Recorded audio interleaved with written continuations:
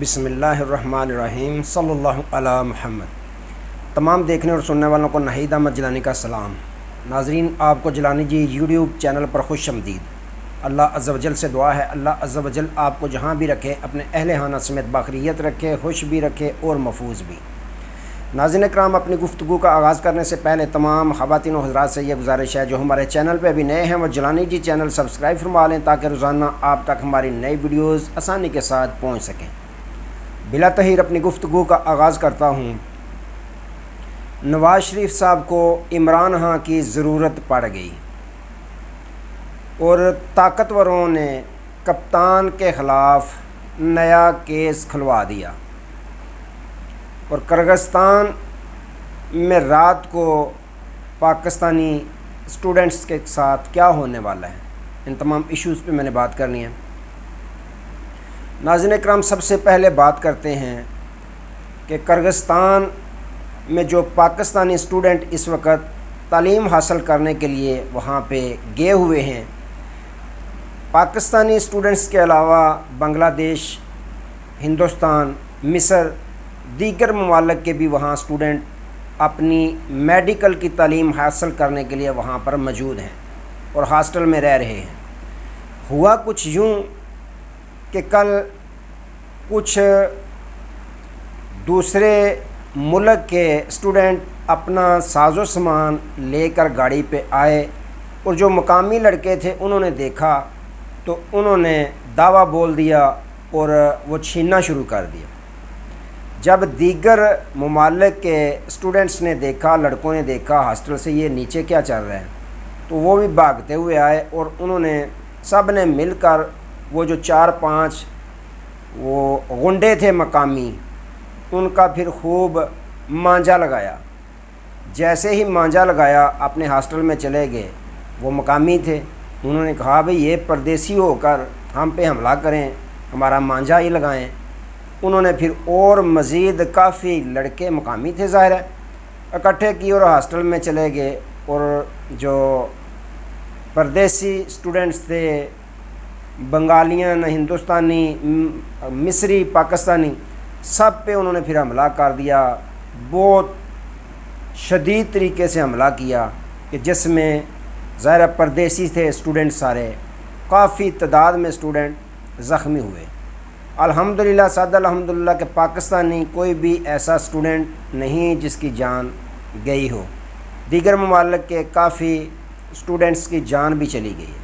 بہرحال پاکستانی حکومت نے کرغزستان کے سفیر کو طلب کیا، وزارت خارجہ میں باقاعدہ احتجاج کیا، سرزنش کی اس کی اور ڈیمارش کیا باقاعدہ۔ اس کے علاوہ انڈین حکومت نے بھی کیا، بنگلہ دیش کی حکومت نے بھی کیا، مصری حکومت نے بھی کیا۔ اچھا، اس سے کرغزستان کا بہت ہی زیادہ فائدہ ہوتا ہے۔ جو بیرون ممالک کے اسٹوڈنٹس وہاں تعلیم حاصل کرنے کے لیے جاتے ہیں، وہ لاکھوں کروڑوں منتھلی ڈالرز وہاں پہ انویسٹمنٹ کرتے ہیں، یعنی جو رہتے ہیں، فیسیں دیتے ہیں، شاپنگ کرتے ہیں، تو اپنے اپنے ملک سے وہ ڈالر لے کر جاتے ہیں وہاں۔ جتنا کورس ان کا ہوتا ہے، جب تک وہاں ٹھہرنا ہوتا ہے، ظاہر ہے شاپنگ کرنی ہوتی ہے، فیسیں دینی ہوتی ہیں وغیرہ وغیرہ، تو بہت زیادہ اس سے کمائی کرتی ہے کرغزستان کی حکومت۔ لیکن اس کے باوجود انہوں نے یہ جو کارروائی کی ہے، یہ جو حملہ کیا ہے، جو بیرون ممالک کے اسٹوڈنٹس ہیں ان کے ساتھ جو برتاؤ کیا ہے، اب اسٹوڈنٹس کا کہنا یہ ہے کہ ہم یہاں نہیں رکیں گے۔ کسی کا 1 سیمسٹر رہتا ہے، 2 رہتے ہیں، وہ پھر بھی یہ کہہ رہے ہیں کہ ہم نہیں دیں گے یہاں پر پیپر، ہم چھوڑ کے چلے جائیں گے۔ یہاں تک کہ ناظرین کرام وہاں سے پھر جو ہاسٹل یا مکان کرائے پہ لیے ہوئے تھے اسٹوڈنٹس نے، ان کو وہاں مقامی لوگوں نے نکال دیا۔ بارش میں وہ اپنے ٹیچی کیس اٹھا کر بیچارے بیگ اٹھا کر سروں پہ رکھ کر باہر سڑکوں پر خوار ہو رہے ہیں۔ تو یہ صورتحال ہے، لیکن اللہ کا کرم شکر یہ ہے کہ ہماری جو طالبات ہیں ان کی عزتیں محفوظ رہیں، انہوں نے واش روم میں چھپ کر اپنی جانیں بچائیں۔ تو اب دیکھیں حالات تو ویسے ہی ہیں، اللہ خیر فرمائے۔ اللہ تعالیٰ تمام جتنے بھی طالب علم ہمارے وہاں تعلیم حاصل کرنے کے لیے گئے ہیں، یا جتنے بھی ممالک کے گئے ہیں، اللہ تعالیٰ ان کی حفاظت فرمائے۔ ناظرین اکرام، ایک تو یہ خبر ہوگی، دوسری جانب اب رخ کرتے ہیں کہ میاں محمد نواز شریف صاحب آج لمبے عرصے خاموش رہنے کے بعد دوبارہ نمودار ہوئے رائے وینڈ سے۔ انہوں نے اپنا ایک آج دیدار مسلم لیگ نون کے ووٹر سپورٹرز کو کرایا اور اپنی پاکستان میں موجودگی کو یہ احساس دلایا کہ میں پاکستان میں موجود ہوں۔ تو ناظرین کرام، آج انہوں نے تقریر کی، بالکل وہی تقریر جو اس سے قبل ماضی میں بھی وہ کرتے آئے ہیں۔ دوبارہ انہوں نے انہی 3 جج صاحبان کا نام لیا کہ مجھے کیوں نکالا گیا۔ انہوں نے اپنی مکمل ماضی کی حکومتوں کے متعلق بتایا کہ کس طرح میری حکومت بنی، کس طرح سازش کے ذریعے گرائی گئی، دوبارہ کس طرح حکومت بنی، پھر گرائی گئی، پھر کس طرح بنی اور پھر کس طرح گرائی گئی۔ تو انہوں نے اپنی پاکستانی قوم سے باقاعدہ گلہ بھی کیا۔ گلہ کچھ یوں انہوں نے کیا کہ مجھے 3 لوگوں نے نااہل کر دیا، پاکستانی قوم میرے لیے نہیں نکلی، میرا پاکستانی قوم سے گلہ ہے۔ تو اس میں ساتھ انہوں نے کہا کہ میں جھوٹ بولنے کا عادی نہیں ہوں۔ یہ علیحدہ بات ہے کہ انہوں نے پارلیمنٹ میں کہا تھا کہ یہ وہ ذرائع ہیں جن کے ذریعے سے ہم نے جائیدادیں بنائی ہیں، لیکن سپریم کورٹ آف پاکستان میں جب وہ ذرائع وہ ثبوت پیش کرنے کی باری آئی تھی تو انہوں نے کچھ بھی پیش نہیں کیا تھا۔ یہ بھی علیحدہ بات ہے کہ اب ان کو باقاعدہ پروٹوکول دیا گیا، آتے ہی ان کے تمام کیسز صاف کر دیے گئے اور ان کو ایسے کیسوں سے نکالا گیا جیسے مکھن سے بال کو نکالا جاتا ہے۔ یہ علیحدہ باتیں ہیں، لیکن انہوں نے اپنی پاکستانی قوم سے گلہ کیا۔ ساتھ ہی انہوں نے عمران خان صاحب کے متعلق یہ کہا کہ 2013 میں جب میری حکومت بنی، میں وزیر اعظم پاکستان بنا تو سب سے پہلے میں بنی گالہ تشریف لے گیا، سابق وزیر اعظم عمران خان صاحب کے پاس گیا۔ ان کو میں نے کہا کہ یہ جو 35 پینچرز والی آپ بات کرتے ہیں اس کو چھوڑیں، اس میں کوئی حقیقت نہیں ہے، آئیں ہم سب مل بیٹھ کر پاکستان کی خدمت کرتے ہیں۔ اس وقت انہوں نے کہا ٹھیک ہے ہم اس پہ سوچتے ہیں۔ تو جب میں اٹھنے لگا تو مجھے انہوں نے کہا کہ بنی گالہ کی سڑک ہی بنوا دیں، تو میں نے 15 دن کے اندر وہ بنی گالہ والی ان کی سڑک تعمیر کروا دی تھی۔ اس کے بعد لندن سازش شروع ہو گئی، خان صاحب بھی لندن چلے گئے، پرویز الہی صاحب بھی لندن چلے گئے، ڈاکٹر طاہر قادری صاحب بھی لندن چلے گئے، سارے ادھر جا کے پھر سازشیں کی اور میری حکومت کو گرا دیا گیا اور مجھے نااہل قرار دے دیا گیا۔ لیکن پاکستانی قوم سے میرا گلہ ہے کہ پاکستانی قوم نہیں نکلی، تو اس میں کوئی شکوک و شبہات والی بات نہیں ہے۔ یہ گلہ تو ان کو بنتا ہے کہ دیکھیں ان کی حکومت گری، ان کو نکالا گیا، پاکستان کی قوم بالکل سڑکوں پہ نہیں نکلی۔ لیکن اگر دوسری جانب دیکھیں تو سابق وزیر اعظم عمران خان صاحب کی جب حکومت کو گرایا گیا تو پاکستانی قوم سڑکوں پہ کیا نکلی کہ ابھی تک سڑکوں پہ نکلی ہوئی ہے۔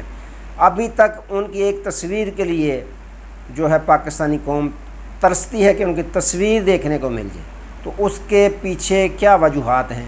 تو ناظرین اکرام، اس کے پیچھے وجوہات یہ ہیں کہ میاں صاحب سے پہلے ہی لوگ میاں صاحب کو آزما چکے تھے۔ جب میاں صاحب کی حکومت کو جنرل مشرف صاحب مرحوم نے گرایا تھا تو میاں صاحب جیل نہیں برداشت کر سکے تھے اور فوراً سے پہلے جدہ بھاگ نکلے تھے۔ اب پاکستانی قوم کو یہ یقین ہو گیا تھا کہ اگر میاں نواز شریف صاحب کو دوبارہ اندر کیا گیا تو انہوں نے پاکستان میں نہیں رکنا، انہوں نے موقع ملتے ہی ملک سے بھاگ جانا ہے۔